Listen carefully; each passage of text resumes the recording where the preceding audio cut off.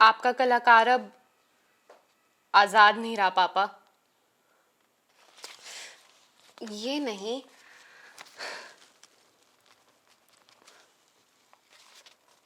हाँ अब अच्छा लग रहा है। आखिरकार मेरा नाटक पूरा हो ही गया। मैं तो लेट हो रही हूँ।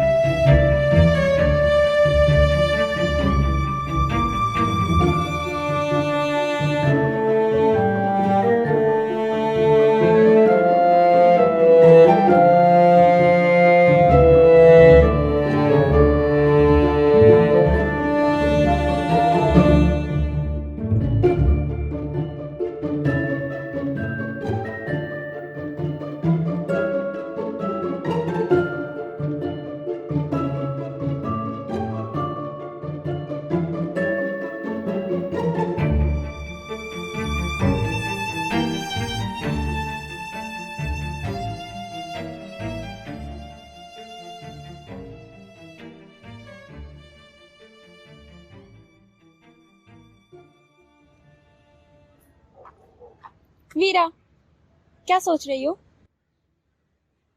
हमारा पोस्टर कितना सुंदर है ना। देखना, एक दिन ये भी मंडी हाउस की गलियों में छा जाएगा। हाँ हाँ, डायरेक्टर साहिबा क्यों नहीं, बल्कि मुझे तो उस दिन का इंतजार है जब रंगमंच के पर्दे उठेंगे और मैं तुम्हें नहीं बल्कि तुम्हारे एक किरदार को देखूंगी। तो बताओ क्या कहा उन्होंने, लगा पाएंगे ना हम अपना शो?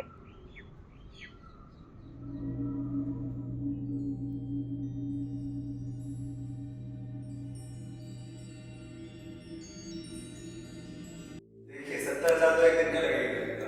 पर देखिए, इसमें कुछ कम नहीं हो सकता? मतलब हम तो आपके सारे क्राइटेरिया में फिट भी बैठते हैं। ऐसे तो दर्शकों के लिए टिकटें बहुत महंगी हो जाएंगी अगर आप लोग ये। देखिए कोई दिक्कत नहीं है, ना ही मैं आपको इसमें कोई मदद कर सकता हूँ। वीरा, कहाँ खो गई? अरे कुछ नहीं, वो वहाँ की बुकिंग पूरी हो गई थी, फिर पता नहीं कैसे बातें घुमा रहे थे तो मैंने ही सामने से मना कर दिया। पता नहीं इस मंडी में कब से कला प्रदर्शन के भाव लगने लगे। अच्छा, हाँ अच्छा वो छोड़ो, मैंने ना हमारी स्क्रिप्ट में कुछ नई पंक्तियाँ ऐड की हैं। अब ना वो दर्द महसूस होगा। पर अरे छोड़ो वो सब, चलो थिएटर चलो, मैं ना तुम्हें सुनाती हूँ ये अच्छे से।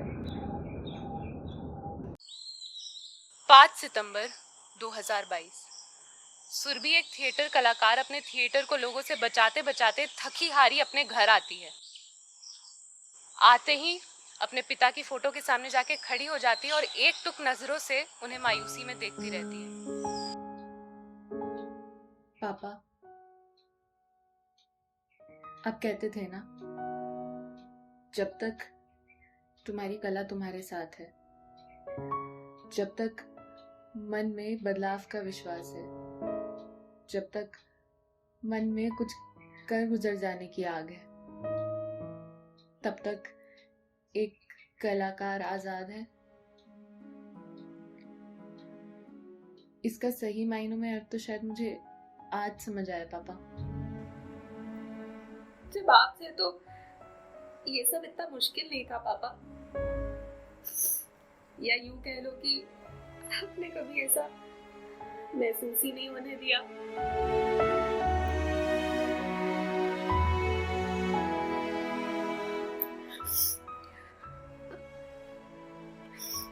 आपका कलाकार अब आजाद नहीं रहा पापा, बंद गया है। घर की जिम्मेदारी और थिएटर को आगे ले जाने के बीच। और मुझे तो डर है कि अगर ये सब कुछ ऐसा ही चलता रहा तो यहाँ का थिएटर भी उन बाहर वालों की कहानियों का मोहताज हो जाएगा।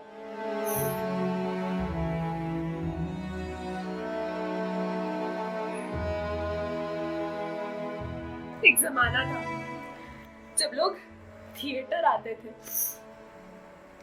लोगों की तालियों की गड़गड़ाहट से पूरा ऑडिटोरियम भरा होता था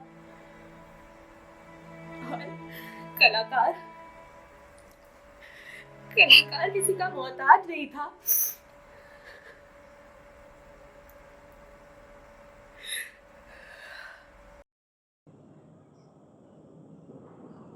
ये आखिर की पंक्तियाँ भी सुरभि की थी या वीरा की?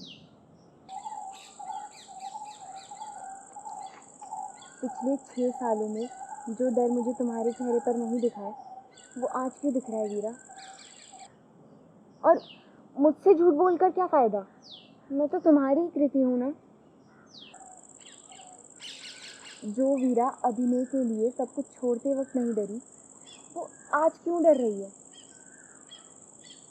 सच सच बताना, तुम्हें इस बात का डर तो नहीं है कि पैसों के लिए तुम्हें मुझे छोड़ना पड़ेगा, या इस बात का कि इस दौर में कभी ना कभी मैं तुमसे दूर हो जाऊंगी? नहीं वीरा, तुम एक कलाकार हो और कलाकार का मतलब सिर्फ कला का प्रदर्शन करने वाला नहीं होता। अरे जिसके नाम में ही कला हो, वो भला तुमसे कैसे दूर हो सकती है? बताओ। मेरा वादा है तुमसे, जब तक तुम अपनी कला के लिए मेहनत करोगी, मैं तुम्हारे साथ रहूंगी।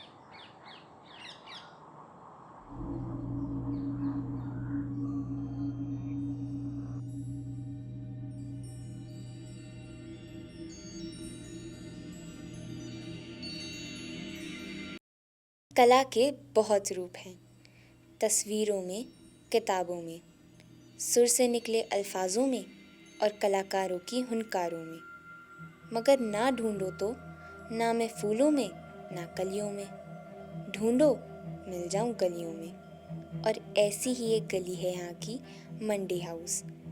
देश की राजधानी में इस मशगूल शहर के एक कोने में कला बसती है। माफ़ कीजिएगा, कला तो हर जगह बसती है, मगर यहाँ उसका प्रदर्शन देखने और दिखाने वाले आते हैं। एक और कलाकार जो अपनी कला के लिए समाज से, खुद से लड़ते हैं, और दूसरी ओर इनको शाबाशी देते, इनके जज्बे को सलामी देते दर्शक।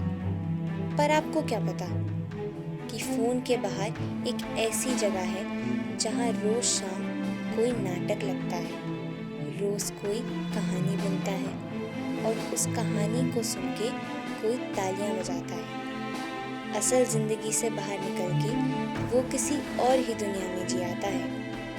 पर ये बातें सुनने से ज़्यादा देखने में, महसूस करने में खूबसूरत हैं। मगर क्या आपको इन सब बातों से कोई फ़र्क पड़ता है?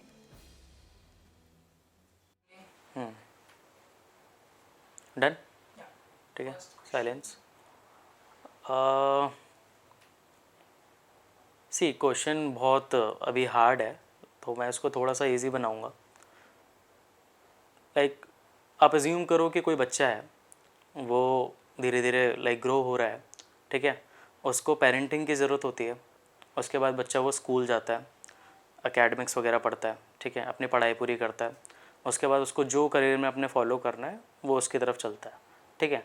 तो अगर उसका बेस ही स्ट्रॉन्ग नहीं रहेगा तो वो आगे कहीं कुछ कर नहीं पाएगा अपनी लाइफ में। Okay, so as an artist मेरे को अगर थिएटर करना है लाइफ में और मुझे चाह है थिएटर करने की, तो थिएटर मेरे लिए इतना इम्पॉर्टेंट है जितना उस बच्चे के लिए स्कूल है।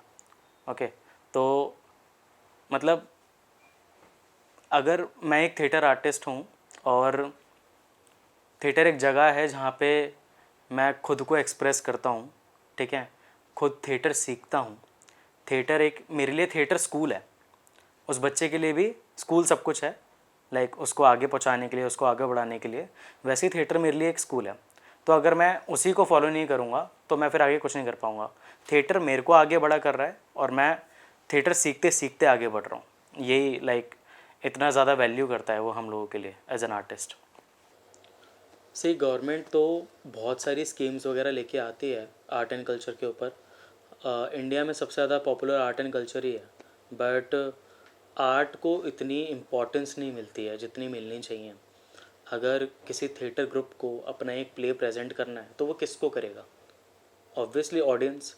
अब ऑडियंस देखने कैसे आएगी, उस चीज़ के पीछे बहुत ज़्यादा मशक्क़त लगानी पड़ती है।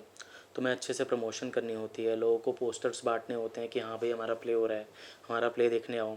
एक ऑडिटोरियम बुक करा जाता है उस प्ले के लिए।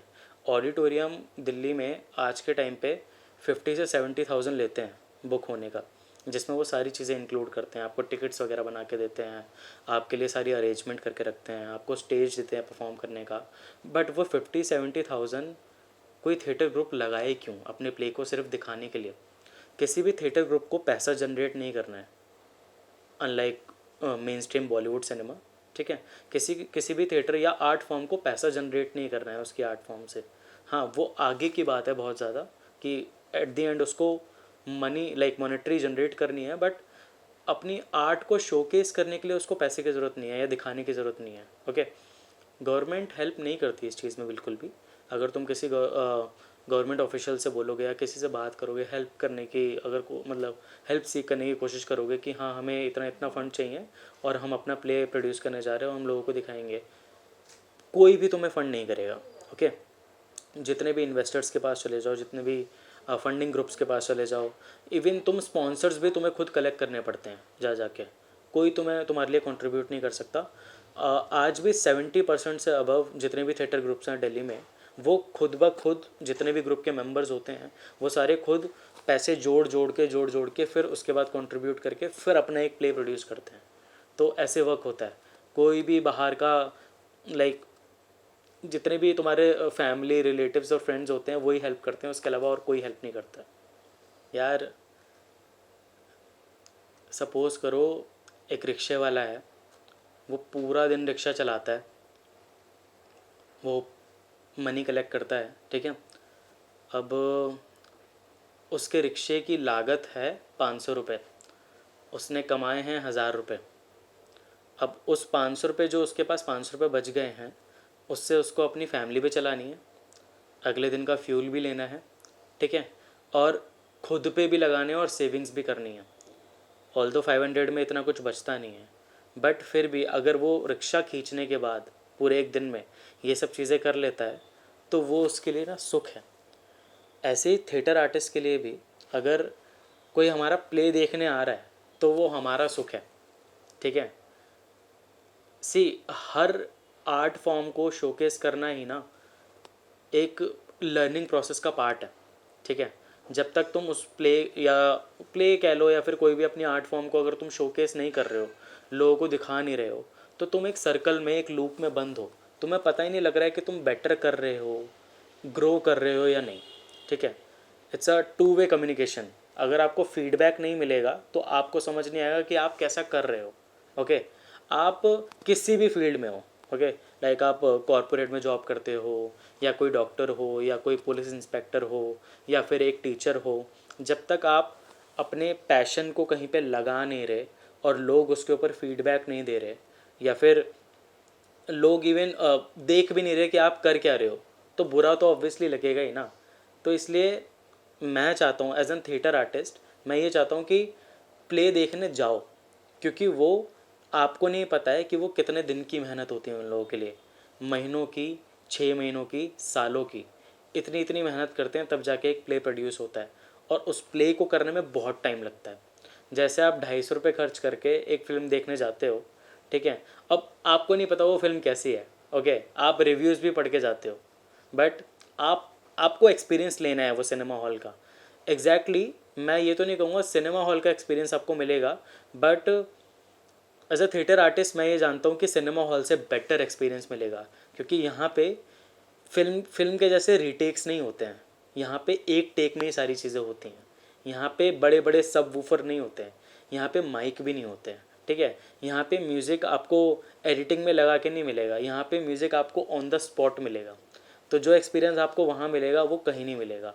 और अगर आप प्ले देखने नहीं जाओगे ना, तो एक दिन ये थिएटर आर्ट फॉर्म इंडिया की जो है वो धीरे धीरे मर जाएगी और पता भी नहीं चलेगा लोगों को, ठीक है। तो इसका एग्जिस्टेंस ख़त्म ना हो, इसलिए आप इसको वैल्यू करो, यही लोगों से मेरी लाइक रिक्वेस्ट है। Thank you.